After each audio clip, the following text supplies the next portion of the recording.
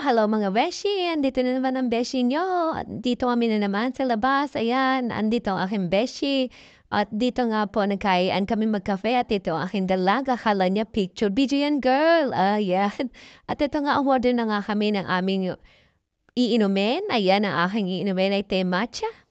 At ang in-order ng aking kabeshi chan ay ang kape macchiato daw yan. Oh, for you, sir. Oh, at ito namang isa. Ano kayo in-order nito? Red velvet. Basta, ewan. Basta ang ganda ng kanyang design, di ba? O, parang wag mo na lang inumin. Pero itong kasama ko, naku, kung humigo, parang uubusin na yung tasa. Diyos mio, sarap na sarap. Sinira lang yung design.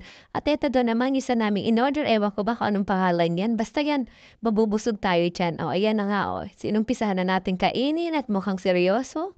O ano kaya ang lasa, besh? O di ba, ano ba, masarap? O, at itong kasama ko, busy naman sa paglaro. At ito nga, dito nga kami nagkafe sa isang lugar dito sa Madrid.